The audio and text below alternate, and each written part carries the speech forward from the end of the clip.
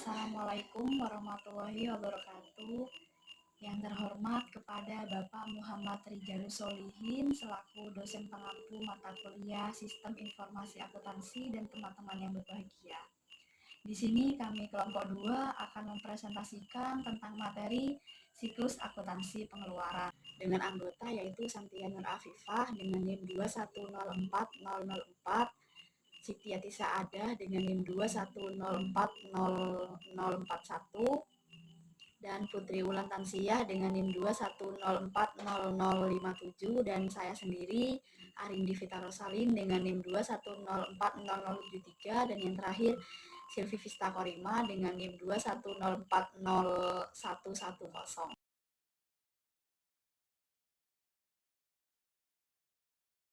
Baik, untuk pembahasan yang pertama yaitu tentang pengertian siklus pengeluaran.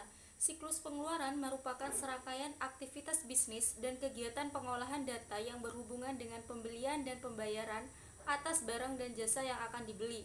Siklus pengeluaran melibatkan beberapa aktivitas yang berhubungan dengan pembelian bahan mentah, persediaan barang-barang dan jasa. Kegiatan ini termasuk mengidentifikasi dan mendokumentasikan semua pengeluaran uang, menyiapkan pesanan pembelian, menerima kiriman barang, dan mencatat persediaan. Untuk yang kedua yaitu ada tujuan dari siklus pengeluaran. Tujuan siklus pengeluaran adalah untuk meminimalkan biaya total, memperoleh dan memelihara persediaan, perlengkapan, dan berbagai layanan yang dibutuhkan oleh organisasi. Melalui siklus pengeluaran, pihak manajemen diharapkan mampu mengawasi dan mengevaluasi efisiensi serta efektivitas proses siklus pengeluaran. Selain itu, tujuan utama dari siklus pengeluaran ini adalah untuk mempermudah pertukaran kas dengan para pemasok untuk barang dan jasa yang dibutuhkan. Baik, yang ketiga yaitu ada aktivitas dalam siklus pengeluaran. Di dalam aktivitas siklus pengeluaran terdiri dari 3 bisnis dasar. Yang pertama yaitu tentang memesan barang, perlengkapan, dan jasa atau layanan. Aktivitas utama ini yaitu tentang memesan persediaan atau perlengkapan. Metode pengendalian persediaan tradisional ini sering disebut dengan kuantitas pesanan ekonomis. Pendekatan ini didasarkan pada perhitungan jumlah optimal pesanan untuk meminimalkan jumlah biaya pemesanan, penggudangan, dan kekurangan persediaan. Yang kedua yaitu menerima dan menyimpan barang, perlengkapan, dan jasa atau layanan. Aktivitas yang kedua ini yaitu mengenai tentang penerimaan dan penyimpanan barang yang akan dipesan oleh suatu perusahaan. Laporan penerimaan adalah dokumen utama yang digunakan dalam subsistem penerimaan dalam siklus pengeluaran. Laporan ini mendokumentasikan rincian mengenai setiap pengiriman, termasuk tanggal penerimaan, pemasok, dan nomor pesanan pembelian.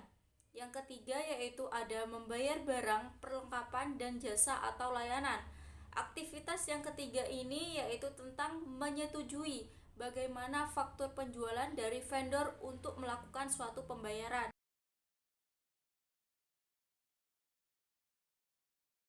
Yaitu bagian alur atau flowchart. Siklus pengeluaran secara garis besar. 1. Pemasok harus diotorisasi sesuai dengan kriteria manajemen sistem informasi akuntansi. 2. Karyawan-karyawan harus dipekerjakan sesuai dengan kriteria manajemen. Ketiga, akses ke catatan kepegawaian, penggajian, dan pengeluaran hanya diperbolehkan sesuai dengan kriteria manajemen. Keempat, tarif kompensasi dan pengurangan gaji harus diotorisasi sesuai dengan kriteria manajemen.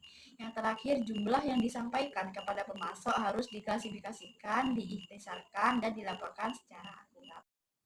Baik, selanjutnya aplikasi pengeluaran dihasilkan 3 macam laporan, yaitu yang pertama, laporan pengawasan control report. Ini untuk menentukan adanya tidak perubahan file yang tidak semestinya atau untuk menjamin bahwa tidak ada transaksi yang hilang selama proses pengolahan data yang berlangsung. Kemudian yang kedua, register laporan. Laporan ini berisi ringkasan data yang telah diposting ke rekening buku besar sehingga dapat digunakan untuk melakukan telusuran audit training terhadap saldo-saldo rekening. Ketiga, laporan khusus. Laporan ini membantu manajer membuat jadwal pembayaran utang kepada pemasok, Laporan khusus yang dihasilkan. Yang pertama, laporan faktur terbuka Open Invoice Report. Laporan ini berisi faktur pembelian yang belum dibayarkan. Yang kedua, laporan umum voucher. Laporan ini meringkas voucher pada umumnya. Laporan kebutuhan kas. Laporan ini meringkas faktur pembelian urut jatuh tempo.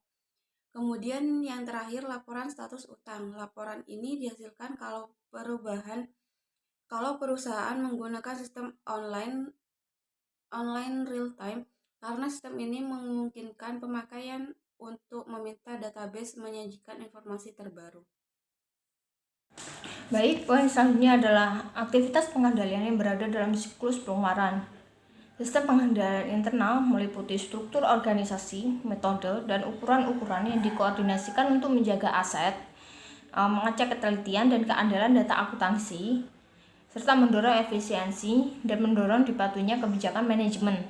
Menurut tujuannya, pengendalian internal ini didapat dibagi menjadi dua macam, yaitu yang pertama adalah sistem internal akuntansi atau internal accounting control, dan pengendalian internal administratif atau internal administratif control.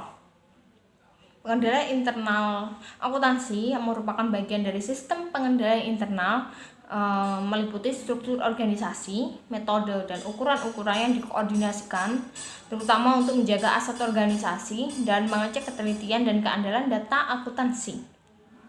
Pengendalian internal akuntansi yang baik akan menjamin keamanan kekayaan para investor dan kreditur yang ditanamkan dalam perusahaan yang nantinya akan menghasilkan laporan keuangan yang dapat dipercaya.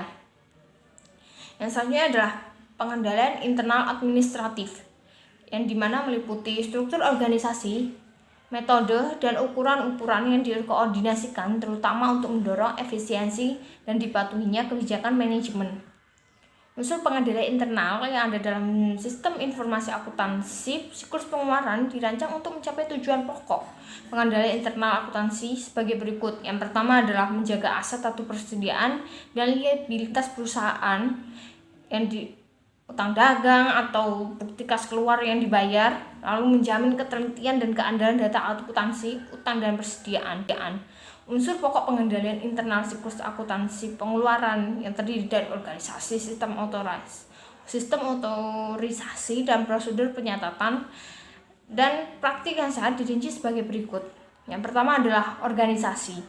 Organisasi di sini memiliki beberapa fungsi, yaitu yang pertama adalah fungsi pembelian harus terpisah dari fungsi penerimaan, yang kedua fungsi pembelian harus terpisah dari fungsi akuntansi, dan yang ketiga adalah fungsi penerimaan harus terpisah dari fungsi penerimaan barang. Sekian, terima kasih. Saya kembalikan kembali kepada moderator. Ya, baik. Untuk selanjutnya, sistem otorisasi dan prosedur pencatatan. Untuk yang pertama, surat order pembelian diotorisasi oleh fungsi pembelian atau pejabat yang lebih tinggi.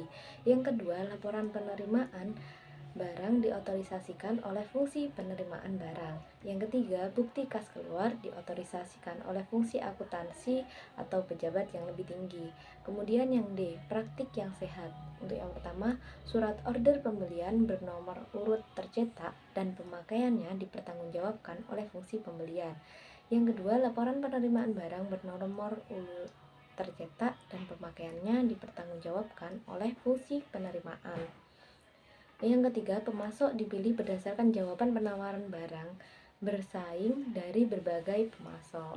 Untuk kesimpulannya, siklus pengeluaran merupakan serangkaian aktivitas bisnis yang berhubungan dengan pembelian dan pembayaran atas barang dan jasa yang dibeli. Tujuan siklus pengeluaran untuk meminimalkan biaya total, memperoleh dan memelihara persediaan, perlengkapan, dan berbagai layanan yang dibutuhkan organisasi. Pengendalian internal akuntansi merupakan bagian dari sistem pengendalian internal, meliputi struktur organisasi, metode, dan ukuran-ukuran yang dikoordinasikan, terutama untuk menjaga aset organisasi dan mengecek ketelitian dan keandalan data akuntansi.